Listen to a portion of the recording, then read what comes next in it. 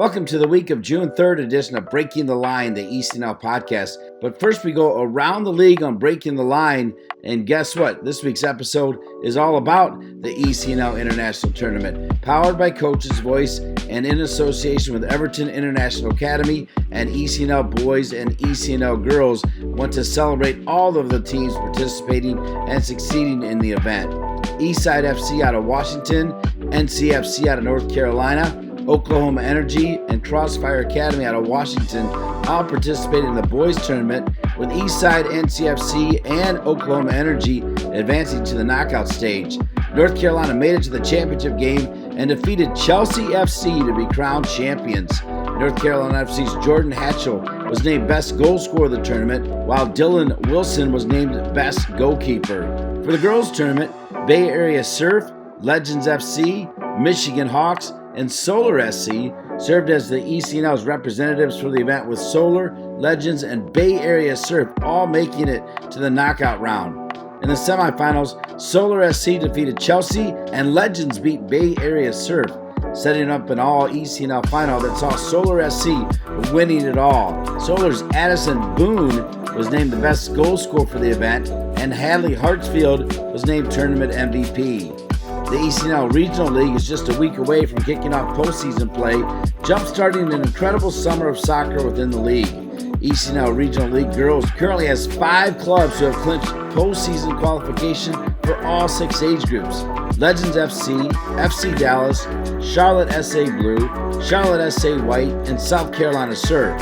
ECNL Boys has 2 clubs who have achieved the same distinction: Arkansas Comets and NTH NASA. Congratulations to all these clubs, and we can't wait to see who will join them next week. This has been Around the League, so right now I turn it over to the ECNL President and CEO Christian Lavers to talk some more about the recent ECNL International Tournament, a smashing success for the ECNL. So let's have some fun. Take it away, good sir, Christian Lavers. Thank you very much for that introduction, Dean. As always, here we are back again, first week of June, all the excitement of the summer coming. Mr. Bracken. Oh, yeah. Kids' first full day of summer out of school. So mass chaos at the house. But we're going to get through it. And the warm weather is nice. The weather's actually been good here for a change. May was rough. It's always good there. So I always feel like when it's good here, I have to speak up. I have to speak up and say, hey, it was good here. Getting hyped. World Cup's coming up. I mean, based on what you saw yesterday in the U.S., I mean, we're going to win the World Cup, no? Well, I mean, you can jump to conclusions if you'd like, but I did like the first half especially. Yeah. But more important than all of that is the profound stature of our next guest, another first-time caller, longtime listener, of course, Mark Howard from the great state of Oklahoma. Mark, welcome. Mark, thank you very much. When you leave the motherland to come to the U.S., why pick Oklahoma? It's a good question. I was actually on the verge of going to the LA, and then I get a call from one of my old teammates, Jimmy Nielsen, to come over to Oklahoma. He just took over the new professional club there, and he gave me a call, basically didn't give me a choice, booked tickets, and then I went over and I've never left. All right. I will, fun fact before we get into Mark's background, because he has a pretty interesting background and one we'll want to dive into, is I lived in Oklahoma as a very young child, Lawton, Oklahoma. Next at Fort Sill was over there. My dad was in the military, so we were there. So there you go. I've been to Oklahoma. I lived there. So yeah, that's some way out of Oklahoma, but it's still there. Still there. Another fun fact: I believe Tulsa King was written sort of as a biography of Mark in some way. I actually watched that series as well. Something really hard about an 80-year-old Sylvester Stallone beating people up still. You know what I mean? It's tough. Well, I'm not going to talk trash against Sylvester Stallone, Doug, so I'm going to leave you alone on that one, see where it gets you. Right. So, Mark. I could outrun him. All jokes aside, we have you on for a variety of reasons beyond your charming good looks and all the other parts about you personally. But most importantly, you have a really high level playing background in England that you can go into, and with all the jokes, there's a ton of respect for that. Then you've come over here. You've built an incredible club in Oklahoma, and a club, as we were just talking about, that is incredible at everything except penalty shootouts, which we can talk about later. And then you've taken that one of the teams of those clubs. You were just in England as part of the event we just held there with Everton, and with the coach's voice is our first ever international tournament where your team was playing some of the clubs that you grew up playing against as a boy in Northwest England. And so, as a unique sort of perspective of a player who grew up in the English academy system, came over here, has now worked in the American youth system, and then took a group of 13-year-olds back over to England last week to play against some of the best academies in England. So you have personal experience as a player, as a coach, really interesting background to talk about that, and then we can maybe launch into other discussions about youth soccer in the U.S. and all that sort of stuff. But why don't we first start with what your background was as a player growing up in England? Yeah, so basically, I started off playing soccer when I was 7 years old. I got scouted by Manchester City, Manchester United, and Bolton Wanderers at the time. Then they all offered me a 2-year deal because in England you sign 2-year deals like through the youth until you get to professional level. I ended up signing for Manchester United because a couple of my friends was joining the club at the same time. I stayed at Manchester United through all the youth up until 19 years old. So I signed my first professional contract when I was 16 years old. And at that point, you sign like a 1-year YTS, 2-year pro. So then I just continued signing contracts up until through the youth. At 19 years old, I was kind of that hungry guy that wanted to play first team soccer. My patience was running thin, and in front of me, I had Gerard Piqué, I had Rio Ferdinand, I had Nemanja Vidic, I had John O'Shea, Johnny Evans. I just So really you didn't were a see. back. So I was a centre back. I was a holding mid that got converted back to a central defender with no pace. So I Nobody kind of ever moves up the field as they get older. I mean, it's just no, part of the they fact. moved back. Yeah, they moved backwards. So yeah, I was there up until 19 years old. And then I ended up signing for Brøndby IF in the Danish Superliga. My old reserve team coach, a guy called René Molenstein, joined as the head coach. He knew I was running out of contracts. He offered me a 3-year contract in Brøndby. Usually English players don't usually sign abroad.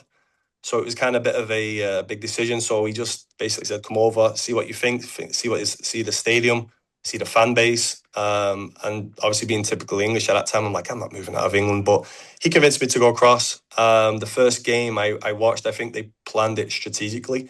It was a UEFA Cup game with 35,000 fans in the stadium. Straight after that game, I went to him and I was like, "I'll sign. I'm in. This is this incredible atmosphere. I just turned 20 years old. I was hungry and I thought I was ready for it. I ended up staying at Brøndby for 3.5, 4 years. The first year was probably my most difficult, just learning the language, 20 years old, playing first team soccer I've got soccer now, calling it playing first team soccer for the first part really, because playing for the reserve team, training with the first team in Manchester United, there's nothing really at stake. But that first year when I was 20 years old, 21 years old, playing again in Brøndby was a big eye opener because you're playing for people's families, you're playing for the club, you're playing for the fans. So I was just this little arrogant kid coming from Manchester, playing for Manchester United, and I struggled with the adaptation period. After 6 months, I was ready to terminate my contract, move back to England. I ended up sticking out with just advice from family and friends. And then the following year, I became the youngest player of the year in Brøndby history, just after Michael Laudrup, which is pretty good company. So I was 21 years old, just got received player of the year. We just won the cup, did a double. So I had a pretty successful year. And then we continued, had 2 more years there. And then a team called AGF Aarhus, who's actually just won the Super League this year for the first time in 40 years. They bought me out my contract, and I stayed there for further 5 years.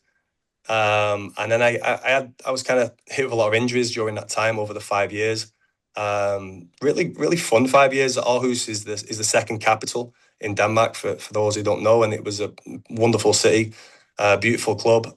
But I saw out the 5 years of my contract, and then I got called by agents about potentially signing for LA Galaxy, Orlando, which I was interested in because I played with a few Americans in AGF. A player called Benny Feilhaber, I grew up through the ranks with him. He was American international at the time. So I ended up coming over to the US. Something happened in my time with LA Galaxy that I won't bore you about. But then I got a call from Jimmy Nielsen in Oklahoma City. He called me up and he said, come across. And I came across and I never looked back, and I've stayed there. And now I've got some Okie kids in the clan now. But Anna, it was a strange feeling going back to England, especially Fitch Farm, because the last time I was at Fitch Farm, I think I was 14 years old and I received a red card against Wayne Rooney. So that was the last time I was back at Finch Farm. I knew the field, the location, what happened. So it was interesting telling some of the young Did you lads. deserve the red card? No, I actually don't think I do. I did. It was actually Wayne Rooney who was the provoker. He put some heavy tackles in. At that point, I was a holding mid, a holding centre mid. And every time we played against Everton, they would drop me back into centre back to kind of neutralise Wayne Rooney. And it was always a feisty game, Manchester, Liverpool, Scouse, Mank. And yeah, we both received a red card in the second half. And what was more interesting is 2 years later, he signed for Man United as this big prospect. And a lot of the players were like, oh, I wonder if he remembers that time, what happened with you guys there. And it was great. We came in, we had a laugh and a joke about it. And honestly, it was fun to see the growth in him, and if anything. So we skipped past. I mean, you were in a pretty elite company, Manchester United. I had a lot of first team players, strong. Roy Keane, Ryan Giggs, Paul Scholes, Ruud van Nistelrooy, Gary Neville, some really strong personalities. Roy Keane being my absolute number one idol. So it was nice kind of growing through up, seeing him in action. I tore my ACL when I was 17 years old. And I had a lot of time with actually Roy Keane because he had a big injury at the time. So we shared a lot of time in the physio room. So it was kind of cool just seeing all the stories, how they live, the way they are, the personalities, the culture of it all. So I was fortunate to be around really good company. You kind of so talk about your transition once you came to Oklahoma, what you did there, and then kind of what got you to the youth side of it. Yeah, so I started off and I played the first 6 months for Oklahoma Energy, the pro team. I was having quite a few injections in my ankle at that time. And then I had a conversation with Jimmy Nielsen at the time, who was the head coach. And he transitioned me into being the assistant coach. So I had a kind of good end to my career, if you want to call it, where obviously a lot of soccer players, when they retire, they struggle with just not being involved in it. I was quite fortunate that I was still involved in soccer. I would join in sessions with the team at that time as the assistant coach. And I was the assistant coach there for 3.5 years. We won the conference. We got to the conference final. We were pretty successful. And at the same time, I just started coaching at Oklahoma Energy in the youth system. So I was starting off my real coaching, and I really liked coaching the youth at that particular time because you can experiment, you can do things, you've got ideas that you probably wouldn't do on a professional level, or at least you wouldn't try to do. So I think it was successful, me dropping down them levels, coaching the youth, and then obviously still coaching the pro team. We left, I want to say, in 2019, and I continued in the youth system. So I was coaching 3-4 teams just in the Oklahoma Energy area. We was kind of waiting our next move into the professional market, which club we would go to next. And then the club offered me a role as being one of the directors. Then I became the ECNL director on the boys' side as soon as we were accepted into the league. And then I want to say 4 or 5 years later, now they made the crazy decision to make me executive director of the club, which honestly, currently right now, we're in our tryout period. It's the first day of tryouts. And there's crazy the amount of number of kids. We've got 1,800 kids just in a camp. And then we have tryouts 3 days later. So who knows what the numbers could be with that. It's the market in Oklahoma City right now is just through the roof. The growth, just on and off the field. In some ways, the I want to say housing. People are moving in from LA, moving in from Dallas. It's a really up and coming market. So we could probably do a podcast completely on your playing background and all the times and lessons learned and from Man United and Sir Alex and all of that stuff, and then being in Denmark and making that transition, and maybe we'll touch on some of it. But the timing of this podcast is because we just held this tournament with Coach's Voice in Everton, which first of its kind, where your boys were invited by the league based on your performance in the ECNL playoffs last year, along with Crossfire from Washington, Eastside also from Washington, and North Carolina Football Club, and played off against Everton, of course, Chelsea, Wrexham from Wales, and Leeds. And so you got the opportunity. I don't know when the last time you were back in England watching any youth games. Certainly you weren't at Finch Farm since you left in protest. But talk to us a little bit about what what was your big takeaway, or as simple as possible, when you watched your boys in Oklahoma, which again, it's up and coming. Your club has done unbelievably well in the ECNL. I would think most people in American soccer would not think of Oklahoma as a soccer hotbed, but you guys have had multiple teams over multiple years that have done very, very well against the best in the country. So I think without a doubt, Oklahoma Energy certainly is a soccer hotbed. So you're comparing your kids from Oklahoma with the kids that are scouted and trained by some of the biggest clubs in the United Kingdom. What was your thoughts on the event, on the competition, the comparison between the players, anything? Honestly, going into it, people was asking me, how do you think you guys would fare up? And I didn't have an answer to it. I knew the English clubs would be, how would I say, technically better with the resources, the amount of times they train per week. But I thought from a physical standpoint, we would really be able to compete. Once the game started, I think my opinion was somewhat correct. I think a lot of the English academies kind of underestimated the US teams, and I think they got a shock real quick at the level. And I mean, physicality wise, technically, tactically, I think all 4 US teams in that tournament did an outstanding job.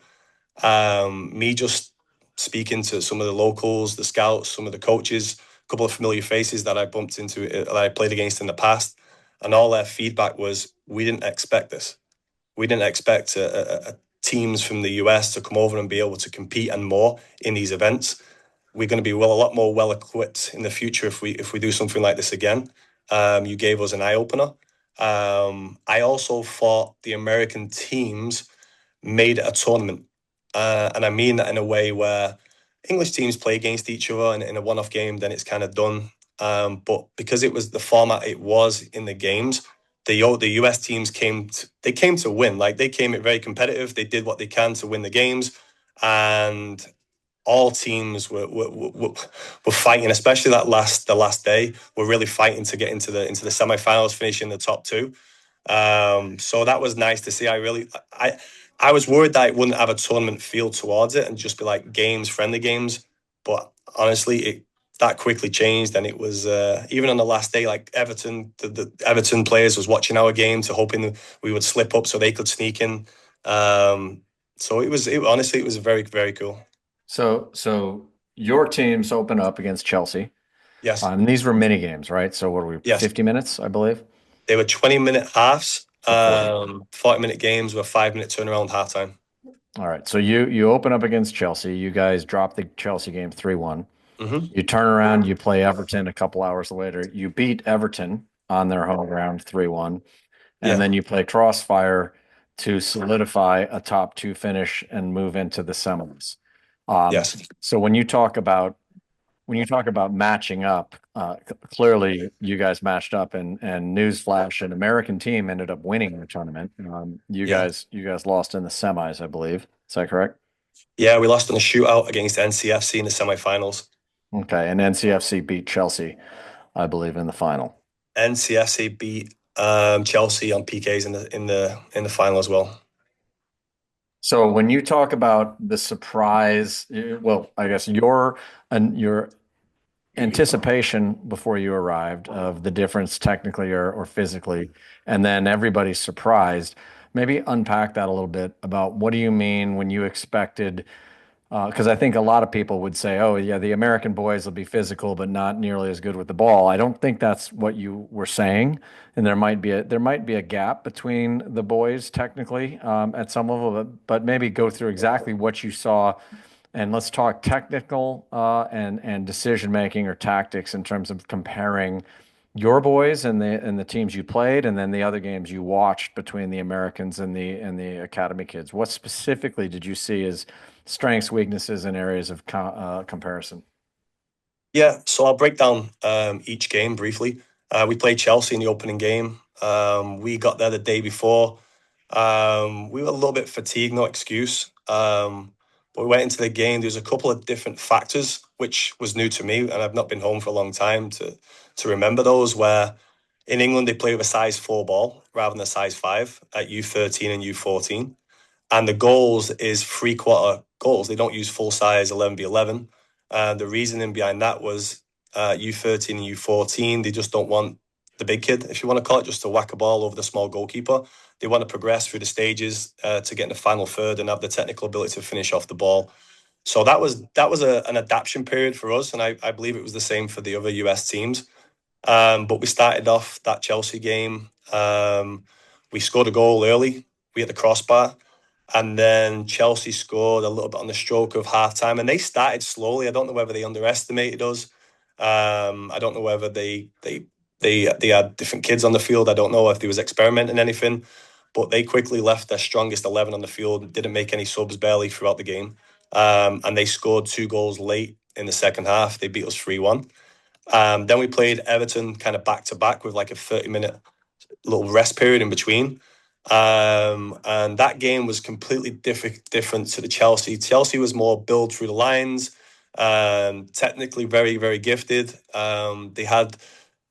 They had the profiles in the positions that I thought they would, speed out wide, through the middle, small technical kids. And that's what I was used to growing up, being in the youth leagues as well. Whereas Everton, a little bit more blue collared, very feisty, very physical, very, I don't want to say direct, but they were a lot more direct than Chelsea were.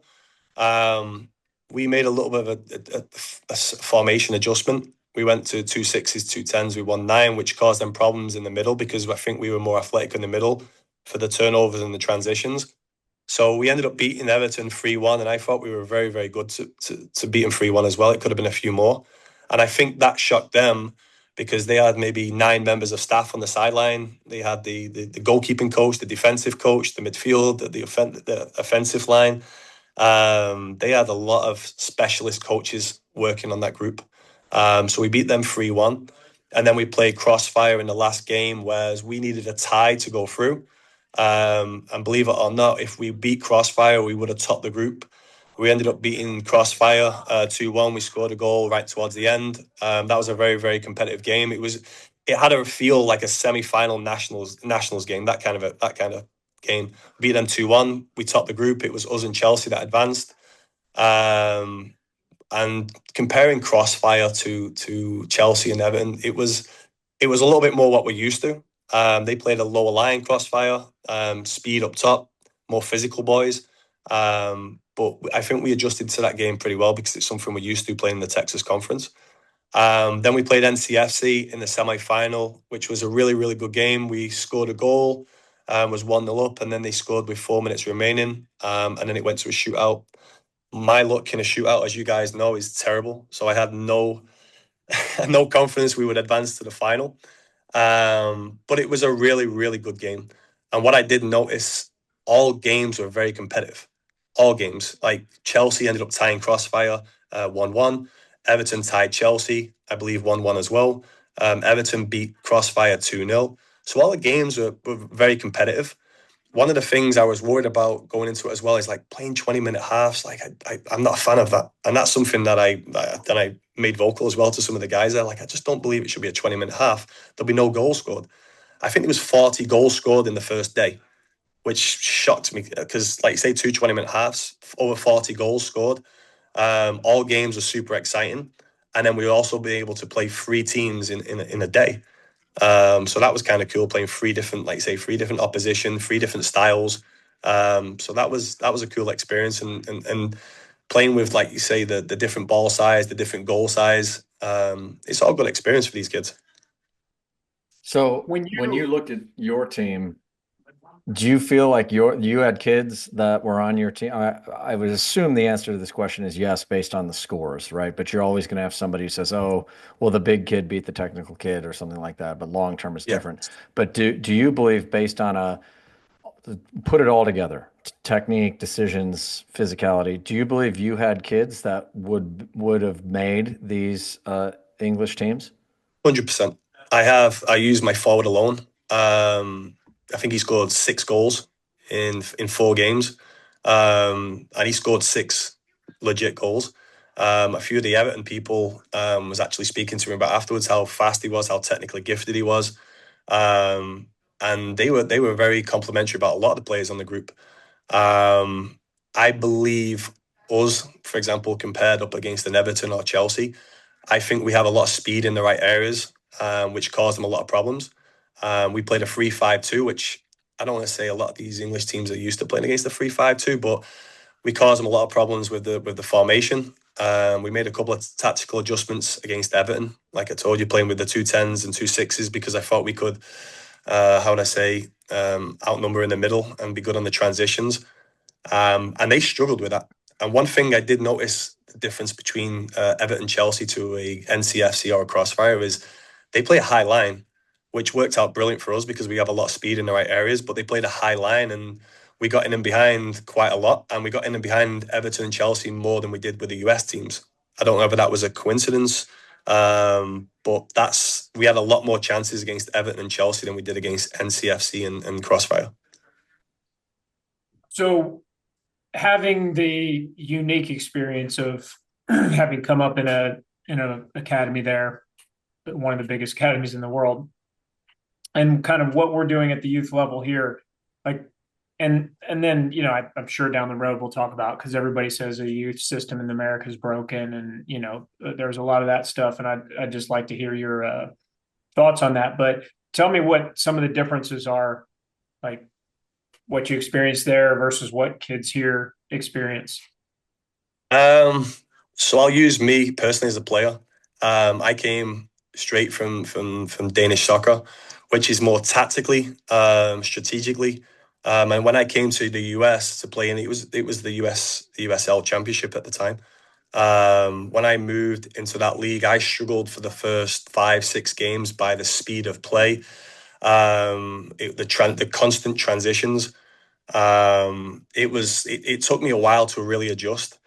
Um, that's something where, for me personally, I take a lot of my coaching experience from them games, from when I played in the US, the way I played in Denmark. Like, I always thought if I can combine the two, if we can be very organized and very structural, and also being strong in the transitions with speed, I thought if you could ever combine the two of those, then you have a chance to really compete. So that's something that we've done for a club as Oklahoma Energy. We've kind of worked on that throughout the staff. But I will say the speed of play in the US compared to England is there's a difference, especially through that U12 all the way up to probably, I would say, U16. I say the speed of play in the US is a lot quicker. I don't know And why that is. yeah. And then where do you see the, you know, fork in the road? Because everybody will say, well, we don't produce a lot of world class players. Where in England they were, they have world class players, kind of everywhere. Where does the fork in the road happen? What do you think happens? I Well, think and in the I'll US, jump on that, Mark, because I think your assumption, Doug, is it's not happened yet. So we're at U13, U14 is what this event was, and these teams are competing very, very well. Clearly it hasn't happened yet. So where So does it happen and why does it happen? I think in the US, kids in general, they played different sports. Like, for example, I'll use my own kid. He plays soccer, he plays baseball, he plays basketball. He plays multiple sports. Whereas in the UK, if you don't play soccer, you don't really play soccer. You don't really do a sport. Soccer, football is just, it's ingrained in them. And it's only, like you say, there's only one sport that everybody plays, really. Whereas in the US, you play multiple. Like, I'll have players in my own club where they might miss a practice to play a baseball game or a basketball game. So this is cool. I think that's probably your biggest difference, the multiple sports compared to Europe, where they really just, I don't know, say, specialize in one sport. And I also think when the comparison to the UK teams to the US is there's a big change when it gets to really U17. And this is just my personal opinion, but I think size wise, all that kind of goes out of it. Everybody's gone through puberty. Everybody's grown, become young men. And I then think the technical part of it in Europe takes over. I also think probably the tactical part, even though that gap's closing all the time. But I just think it's the soccer IQ in Europe that's a little bit ahead, especially when they reach that U17, U19. I think that's your biggest difference. But from U11 all the way up until U16, in my opinion, the US teams can compete and a lot more. How do they get ahead in that? Um, Why are they ahead, I guess? I think focusing on one sport, specializing in one sport, living one sport, eating, dreaming, dreaming, sleeping one sport, and they practice. I was playing 5 times a week, four practices, game at the weekend. They would now, they would now that's a big difference, right? I huge. mean, right where you talk. So we the other stuff I think is probably closing. I mean, we have more and more kids focused on it. There is more diversity of choice in sports here, but I'm not aware of hardly any clubs. We talked to Gary Butte, whose club NCFC was there and won the tournament. We've talked about him a couple weeks ago, and they have a program where kids can train probably 4 or 5 times a week because they have relationships with the school district. But 99% of American youth soccer players are not training 5 days a week. No. And that's a big difference. Like when I was in Manchester at I can compare myself to my U14 group. I was training 4 times a week, and I was also doing extra, lifting weights, all that side of it, and then obviously playing games at the weekend. It was your full focus was playing football, soccer. That was So, it. so another question I'm gonna poke on that because I think Doug and we would all kind of push back at this narrative that everything's broken here because I don't think it is. I think there's areas we need to improve, but it's definitely not broken everywhere. Now you talked about the Everton game, and obviously it was their facility, so everybody's there, and how they had a lot of staff on the bench at a U14 team. Again, most clubs here at a U14 team or a U13 team, there's one coach and maybe there's an assistant or a goalkeeper coach here and there that's helping out for part of the session, but you definitely don't have multiple people who allocate the entire session, and that is the team they work with. So I guess two questions. When you look at, you've been around a lot of American coaches now. Obviously, you have your memories of the coaches you had growing up as a youth player. You just watched coaches of existing youth teams. How do you compare the coaching structure that they have for those teams? And then how do you compare the coaches to the degree, from watching a game, which is it's a small snapshot, but do you see a big difference in the quality of coaching between the American coach and the British coach? No, I don't think there's much difference from your top US coach, even in the ECNL. If you want to say compared to an English academy, Premier League academy, I don't think there's a huge difference. I think the facilities, what they have at the disposal is a big difference. I've got a lot of friends in Manchester actually coaching now, and they have the same background as myself. I probably have a lot more experience than them even now. So I don't think there's a huge difference. Obviously, you look at the top managers in the UK, that then there's a difference. But no, I wouldn't say there's a big difference between US and UK coaches. Not at all. I say the facilities and what they have at their disposal is a big difference. And outline that. I mean, Doug and I were over at Finch Farm, and I think in October, so we saw the facility and all the different services that go with it. But maybe go a little deeper in the resources they have, the staffing structure that they may be able to provide for those teams. So, for example, they would finish a practice, then they would go into a weight room, which is specifically designed for them for each age, for each individual player. Then they would go into a classroom. They would do a lot of study on the video. Um, they go in a lot of depth. Then they would eat together. Then they would travel together on a regular basis. But basically, that Fitch Farm complex is like a home to them. It's like a second home to them, if you want to call it. They have the GPS is on the vests that they use every day, and like I said, they might have a specialist there who only specializes in the GPAs and how much they do, and the overload, the workload, the periodization of sessions, the periodization of games. They have everything at their disposal. And I just want to pull on that thread a little bit because one, you referenced there's a nutritionist, somebody who's feeding them and feeding them appropriate things. Number Yes. two, you have a performance coach and the ability to do age and maturation appropriate strengthening or other exercises for movement mechanics, right, which requires a kinesiology or physiology background. Then, if you're talking about looking at analytics, whether those are physical analytics of pace and total load, or whether you're looking at more technical analytics, which go into some of these things. And I think we're going to get a report from the tournament with some of the more technical analytics.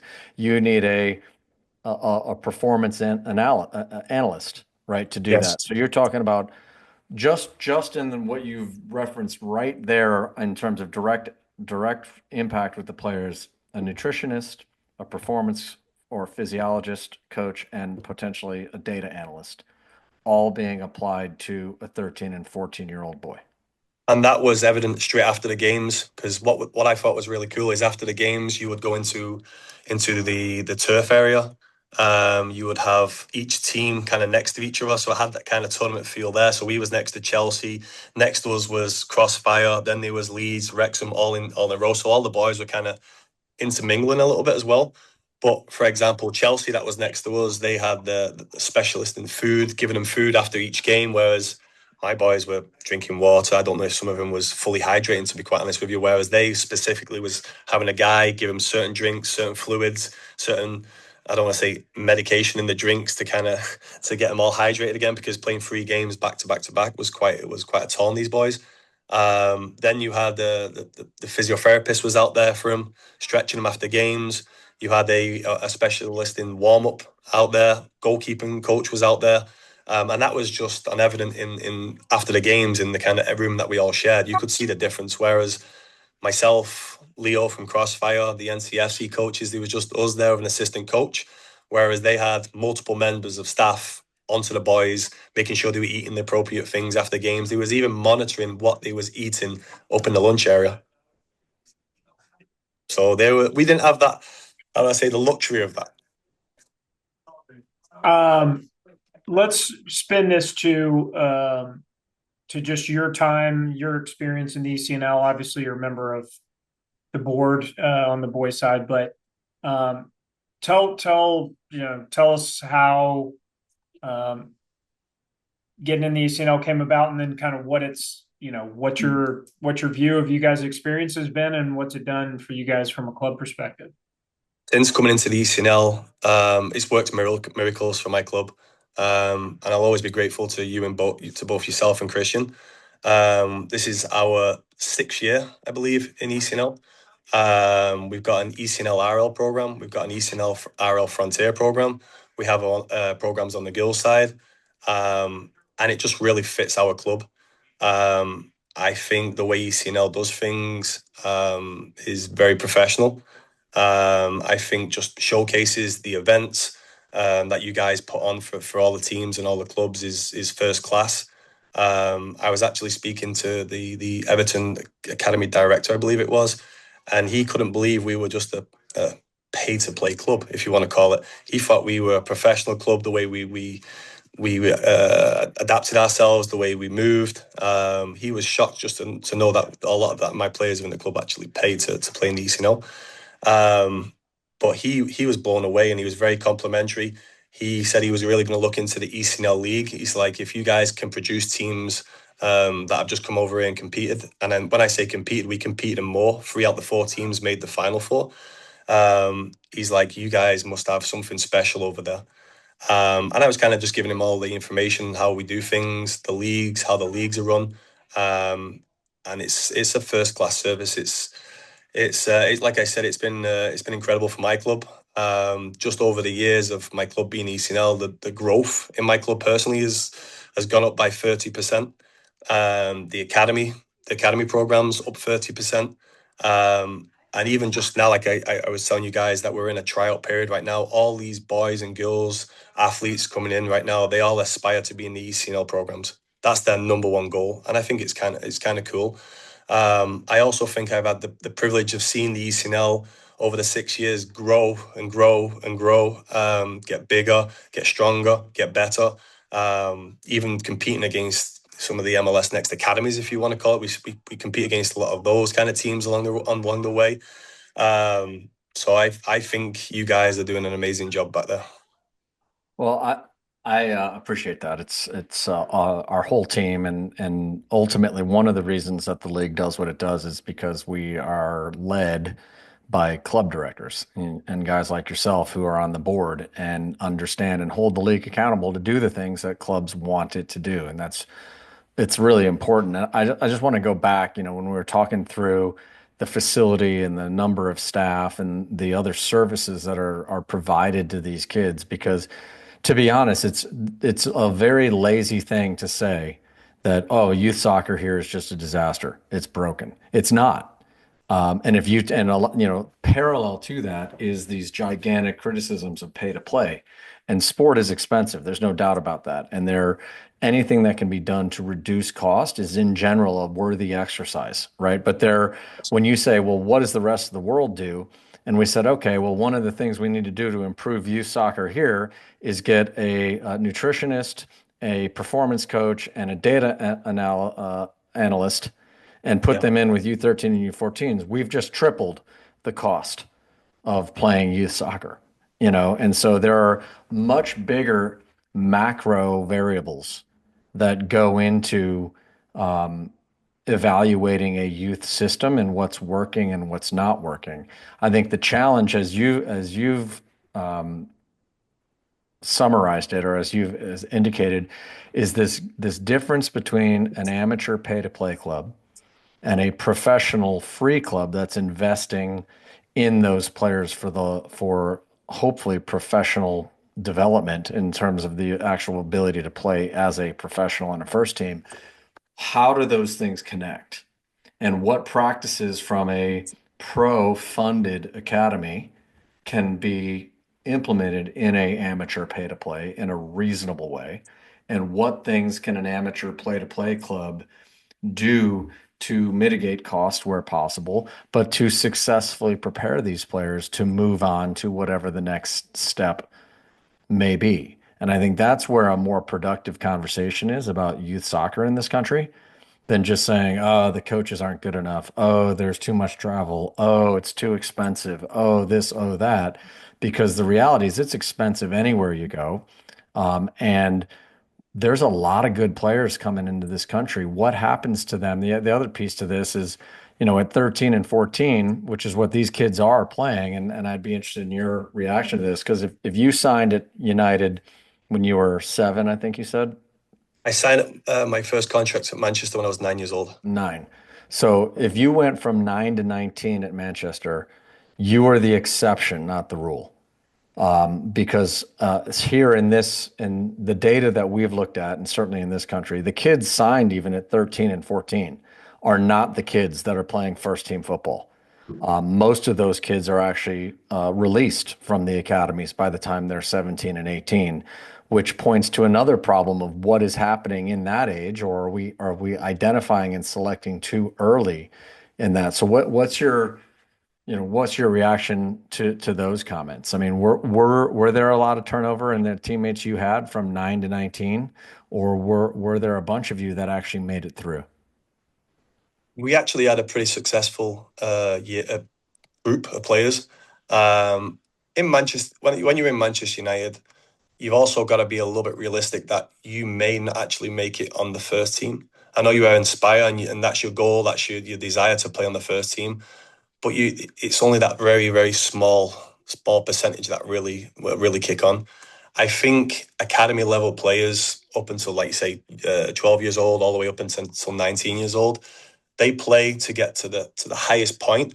And there's always a fallback in England where you may have, say, for example, I was at Manchester United. If things didn't kind of work out, maybe I go sign for Coventry City, because that's the next tier in the rankings, if you want to call it. Or maybe you can go down and you can sign for Wrexham. I think they're in League One right now. So there's always a fall down. If you're at a top academy program, there's always a fall down the ladder to somewhere. And also, if you're at a top academy program, a lot of these League One Championship clubs, they want to bring you in on loan. So that's how you kind of get all the experience, get the exposure. I took a completely different route personally. I started my trade abroad, which is quite unfamiliar for English players. I think it's actually changing, to be quite honest with you. I think the English mindset now with Jude Bellingham, Harry Kane, going to taste just like a different experiences abroad is actually helping our national team personally. But I think in England, there's a lot more opportunity to really become a professional player by just dropping down, because there's so many teams compared to the US. Yeah, they said, I've said it before on this. I heard a stat that when Everton sold Wayne Rooney to Man United, it funded their academy for 10 years or something like that. Yeah.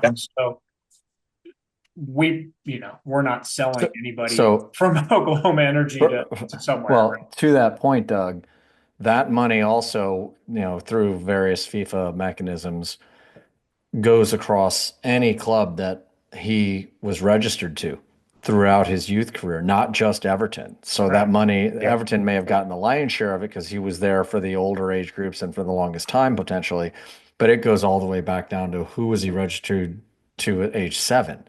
And so you look here, and there's a couple things that come to mind to me on this. Number one is, what is that dialogue between the amateur club and the pro club in our country to facilitate this transition and move back and forth? Because as we've talked about in multiple podcasts, players bubble up at different times. It's not linear. They may pop up and then they may regress, and they need a landing spot that then can pop them back up, whatever that may be. And that relationship, and that's almost something we should look at from a systemic perspective of, right, how do you create a system where there's a better relationship between the pro academy and the pro club and the amateur clubs that are the genesis of all of these players. The old, every player is a recreational player at some point, right? And then they move up the system. And then the other piece here is, one, not only are there very few players being sold here for extensive amounts of money, but there is no mechanism here for that money to come back. So if Wayne Rooney would have been sold by a pro club in the US, that money wasn't filtering down to the youth club that had him when he was 7, 8, 9, or 11, 12, 13. That money is staying in a self-contained system. And so all of these things have to be looked at if you're going to say, well, let's figure out some precise points where we should engage to make youth development better here. You can't just look at one piece of this, because whatever one piece it is on its own is not going to be significant to changing the entire trajectory. Mark, did they, when you left to go to Bromby, did they buy you, or No. were you out of contract and so you just went on a free? I was out of contract. Brøndby would reach out to Manchester and ask them if they, how would I say, want compensation for me developing me from a youth club. But Manchester United are usually really good at that. They just kind of waive it if your contract's running out. They're usually pretty good with clubs. But going back to what you've just been saying, Christian, we had an interesting situation in our club where we developed a boy 9 years old and we put him into a pro club in the US, and we didn't receive a single penny either. Whereas receiving some kind of or some form of compensation for that player you've developed through your amateur club, if you want to call it, that money we would receive, we could reinvest into our club where maybe we can invest in nutrition, or maybe we can invest in GPS vests. So there's something would be nice to receive to reinvest into the club again, because we had a very similar situation, which is it's a total contrast to the UK, because they do receive compensation, like he's just been saying about Wayne Rooney, for the growth or the clubs that he's played for in the past, to kind of feed into them. So it's kind of a chicken or the egg issue, because you need resources to pay for all this stuff. But in order to pay for this stuff, somebody could argue there's got to be an outcome. Somebody's got to argue that you got to put the resources in at the beginning. Either way, there's a disconnect there. What we're seeing, and we'll see it even again at a younger age here in a couple months. And I think you might be sending a team to the ECNL International Liber Cup. Are you sending a team out to North Carolina? We're not sending any teams out to Iber Cup this year. We are preparing for nationals, and like I said, we just probably spent one of our strongest groups out to England to compete. So next year we will be in the Iber Cup.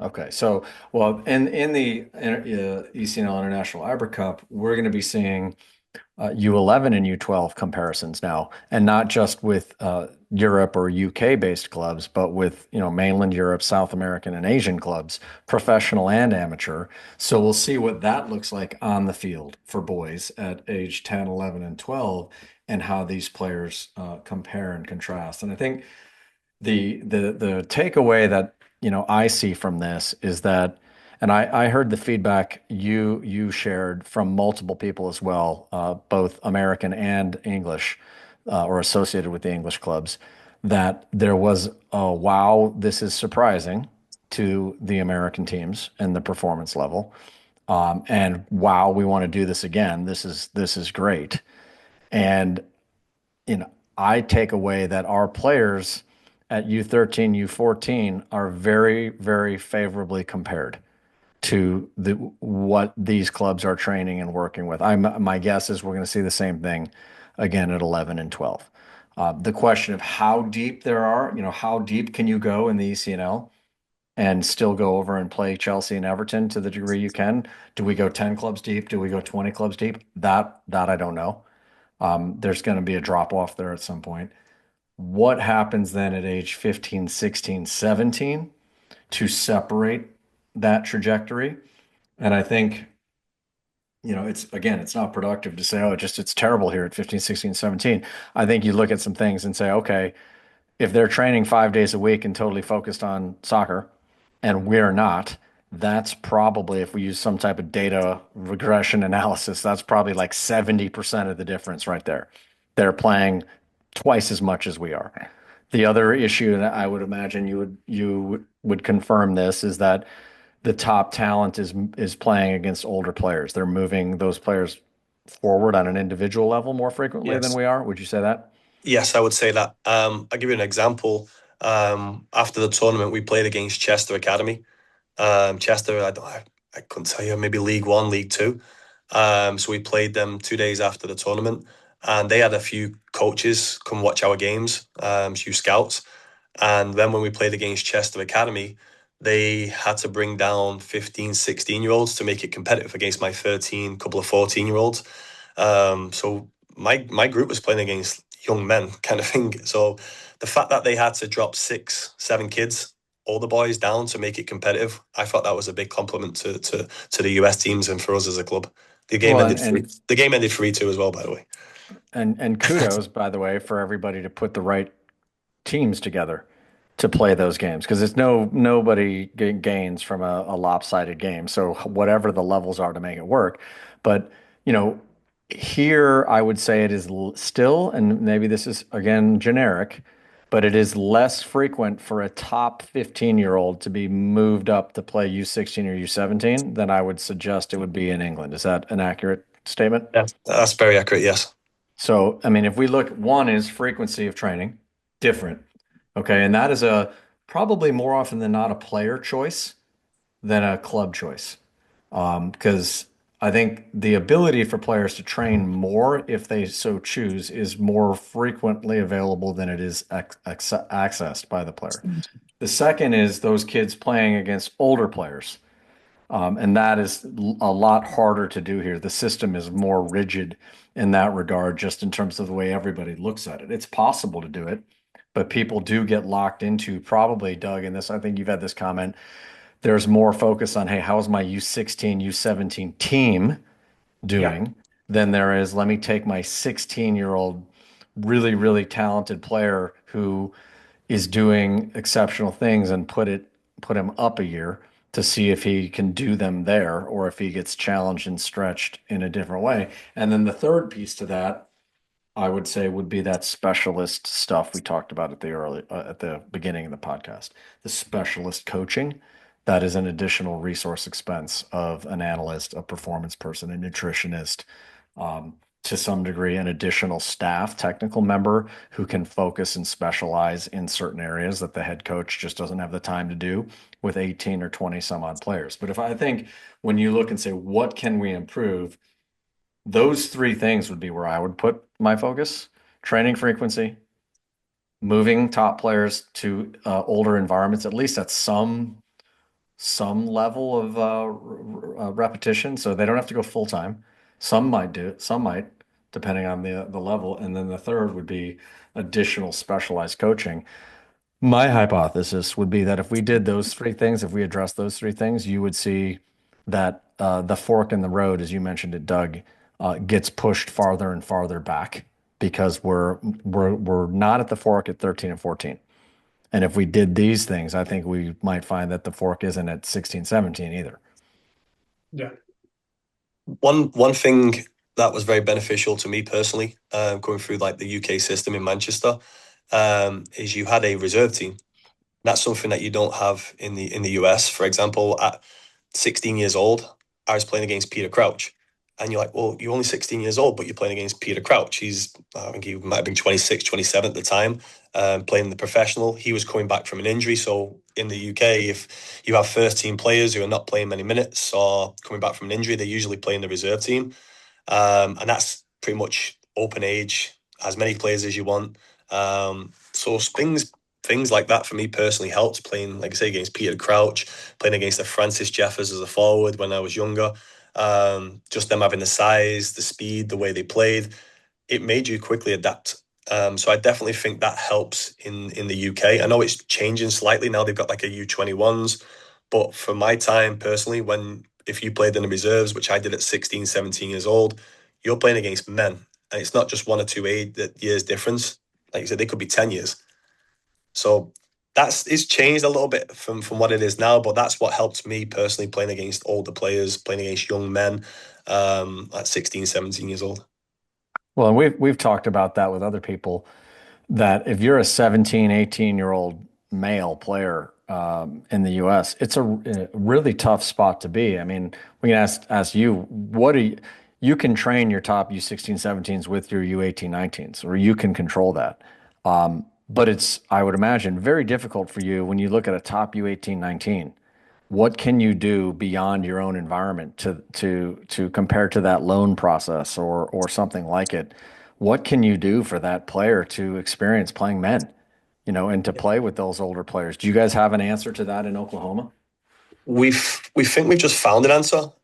We have a semi-pro team called Oklahoma United, OKC United, and some of our staff actually are heavily involved into it. And so what we've been doing is putting some of the U19s and training them with the young men, like a reserve team, if you want to call it. And even just, I think it was the last game 2 weeks ago, we had a total of 9 players that have played for Oklahoma Energy in that starting lineup. Some recently have just left last year. Some of our U19s are just training with them right now, not playing games just yet, but actually training with them right now in the summer to stay in shape and ready for the next year. I think that's been very beneficial for us so far. And what we're seeing is more and more players are asking and reaching out, can I play with a semi-pro team? It's great. We've got staff here that are like kind of running it. So it's always open to them, but it's always open to the select few, because I couldn't allow a full U19s team to go over there and play with the semi-pro team. But we've opened it up to, like I said, currently right now we have 5 U19s training with them. That's outstanding for them, playing with men, playing with all the players. And now the word's going around, and the more that are reaching out, hey, can I train? Hey, can I train? Because they know it's been super beneficial for them. So we think we might have found an answer towards that, having a semi-pro team at the doorstep that's connected, that we believe in, that we have a great relationship with. That so far has been a success. I mean, I would suggest if we had the previous 3 points to focus on, the fourth point, I think, would be the encouragement of a much more robust, I'll just call it amateur adult soccer, where the youth soccer clubs that are developing all these players have more connectivity with something, regardless of which acronym it is in terms of all these adult amateur leagues, or as you say, semi-pro, that word is a dangerous word in some ways. But what it is playing with older teams that are organized enough to have productive practices and competitions where these 17, 18-year-olds are playing 22, 24, maybe older players. And that also is something that is really, I think, not common to have connection between those adult leagues and adult programs and the youth soccer clubs in the community. I'll add to this because I've said this before, and this is no offense, Mark, but limit the number of foreign players that can play at the college level here. Agreed. I fully agree with that, Doug. Yeah. Well, because we need more opportunities for these 18-year-old boys and these 19-year-old boys to take the next step. And if they don't have those opportunities, they won't take it. I mean, haven't something just changed? The new rules come into place recently? Well, that's a great point, Doug, because I think it's in 2027, the men's college season will be a 2-semester model, which means they'll have a fall competition and a spring competition season, which immediately makes college soccer, I think, far more productive from a developmental perspective. And when you talk about solving American problems in a uniquely American way, I mean, college soccer is that potential connectivity point for these 17, 18-year-olds to get into that. If you make the college soccer season more relevant from a developmental perspective by making it a 10-month season, because right now it's really a 3-month season, the spring is not much. Right. That's step one. Step two might be then using what can we take from that college model? I mean, you talk about facilities and resources that are applied to these teams. How can you connect that with the teams in the community?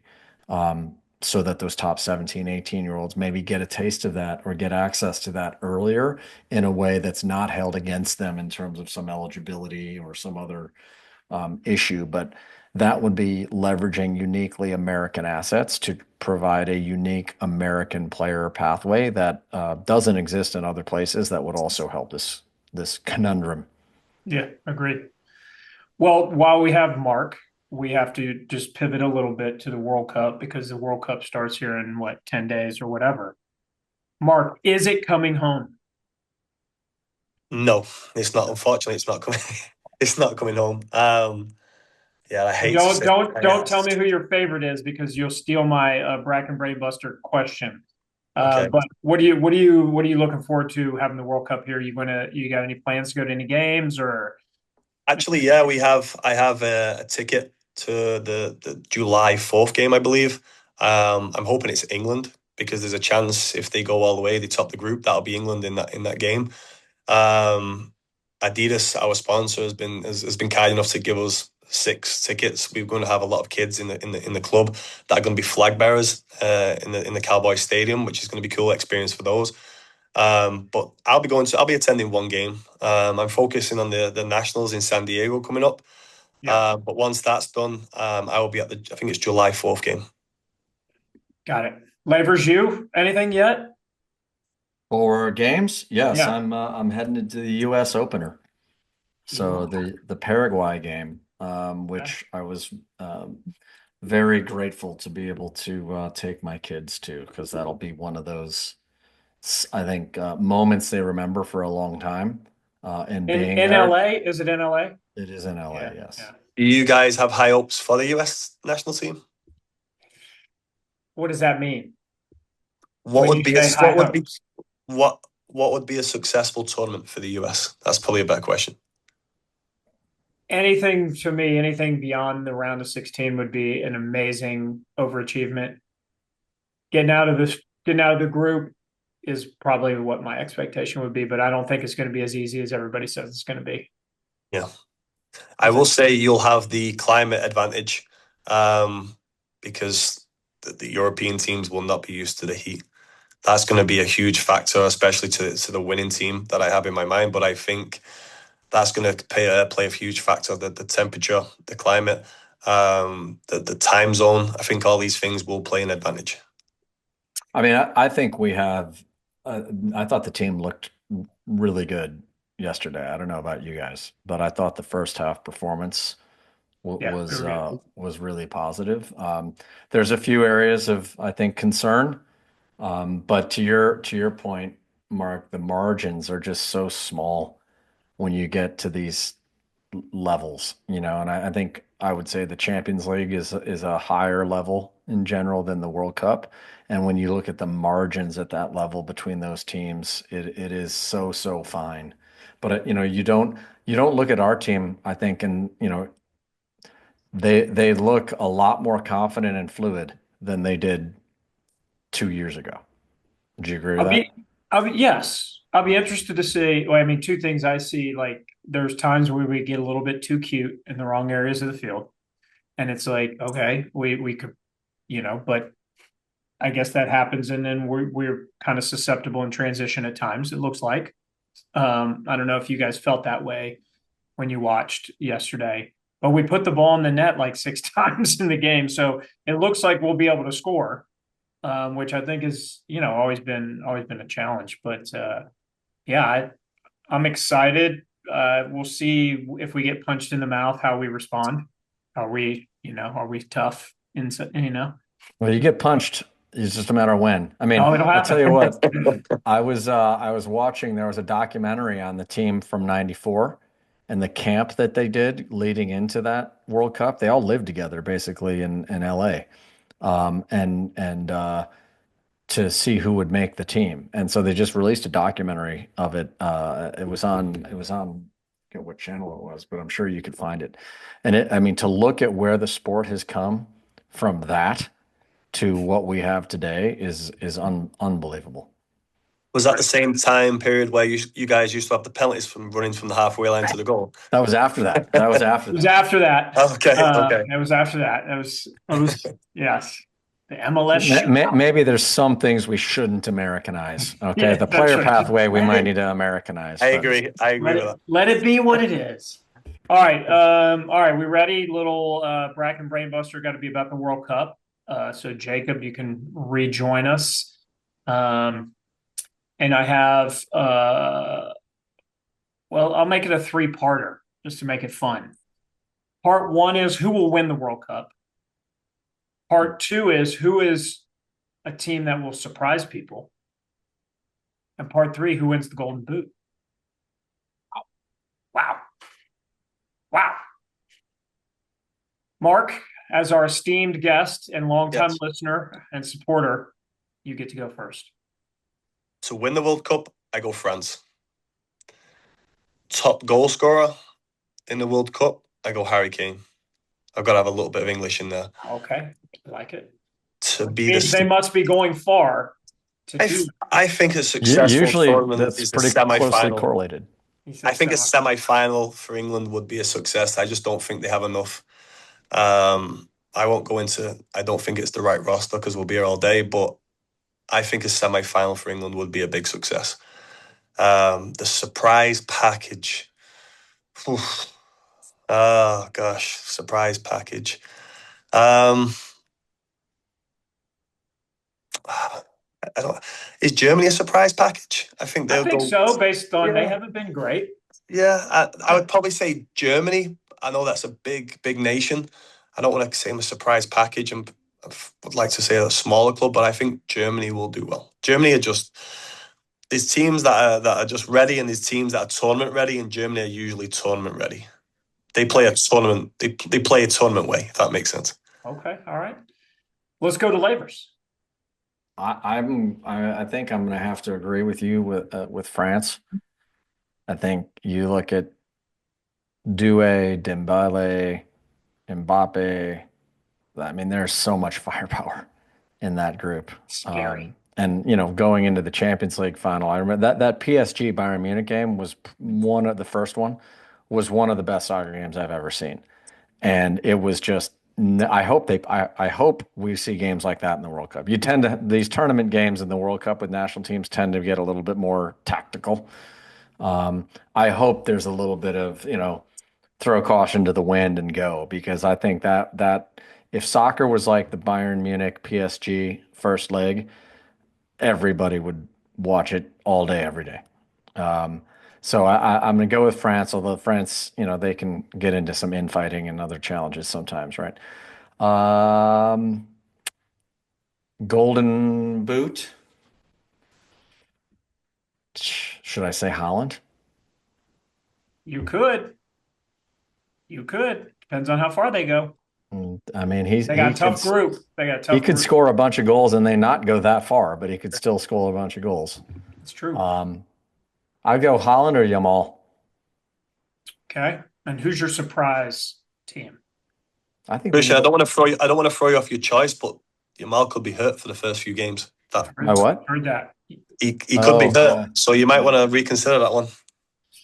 And you can't pick two. You got to pick one. You can't not four. You know what? Then you know what? I'm gonna put on my stars and stripes, and I'll say the U.S. is going to be the surprise team.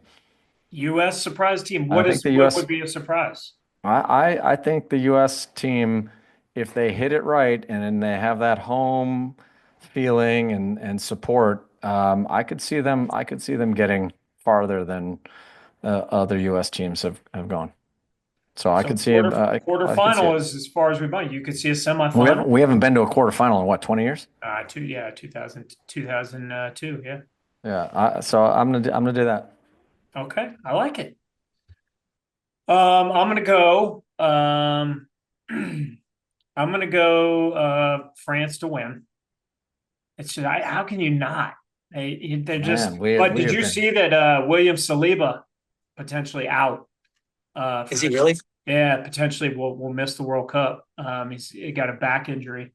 That would hurt them, but they do have a lot of guys that can still play back there. But so I'm going to go France. I'm going to go Mbappe, Golden Boot winner. Guy scores for fun. Surprise team. It's not going to sound like a surprise team, but they have been pretty shocking in recent World Cups. But I think Brazil. I like Brazil getting pretty far. I'm going to say semifinal, final for Brazil. I really think they have a good coach. They have a good coach. That helps. Right. They have the boss of all bosses in Ancelotti. Well, speaking of which, if Mourinho goes back to Real Madrid, I'm going to have to become a Real Madrid fan. You're a Mourinho fan? I'm a huge Mourinho fan. Yeah, you like he's a straight talker, if you will. I like Mourinho. I'm not going to lie on that one. I can agree on that one. Mourinho, he's a character. I saw. Sorry to interrupt, but I just saw an interview of him a while back where he was reacting to having been given a yellow card for dissent, and he said he deserved the card because he was rude. And that's true because he was rude, but he was rude to an idiot. Did you see that they had to? So did you see all the drama about him being the coach? They called an election for president in Real Madrid, and so they couldn't sign him, and now his release clause is going to be double what it was before, which could create some complications. It's there's always drama where Mourinho is concerned. So nobody's going to beat Perez, Doug. Nobody. Yeah, Perez will still be there. Yeah, I agree with you. All right, Jacob Bourne, who will win the World Cup? Yes. So I'm going to agree with everybody. I do think France is going to be the best team that it's going to win. That it's probably anticlimactic for a lot of our listeners, but I do think that they're the best team and they're going to win. For my surprise team, it's a little bit of a homer pick. I'm going to pick Bosnia and Herzegovina. I live in the Bosnian neighborhood in St. Louis here, and so I've been paying attention to them through their World Cup bid, and what they did against Italy, I think is going to surprise a lot of people. So I'm going to pick them to advance out of their group. And then the Golden Boot, I'm actually going to say it's going to end up as a tie between Kane and Bappy. And so I don't know how exactly that's going to work, or they both may the win it. weakest But answer of all time. I know I'm calling my shot. I think it's going to be a tie. So I don't think I think they're going to end up with the same amount of goals. Nobody likes a tie. By the way, the young star from Bosnia Herzegovina, Appleton, Wisconsin native. Called him the Milwaukee Messi on the broadcast when he scored the PK to advance.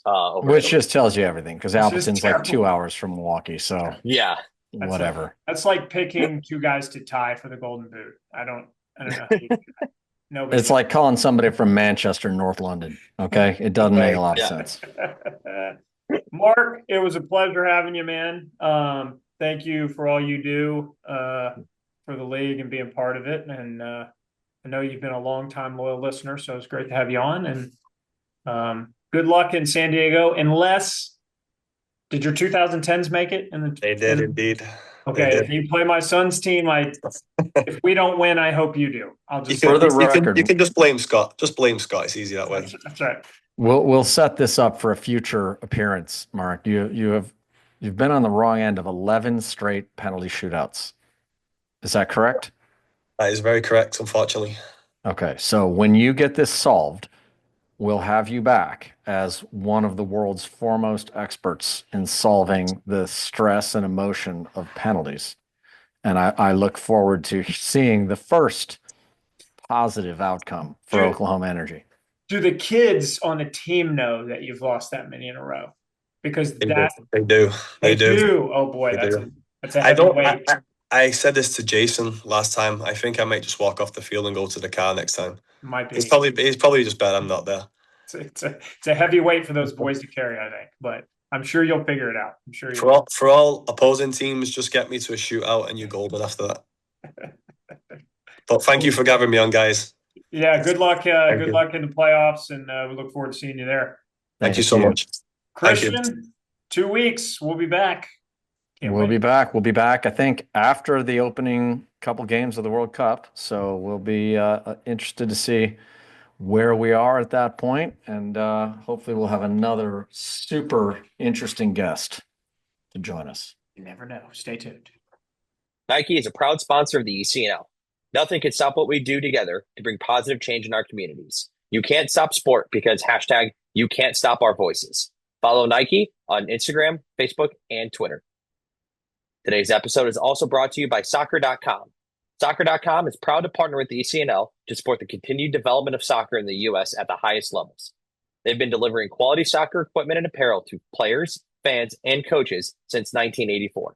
Living and breathing the beautiful game ourselves, the goal at Soccer.com is to inspire you to play better, cheer louder, and have more fun. Visit Soccer.com today to check out our unmatched selection of gear, expert advice, and stories of greatness at every level of the game.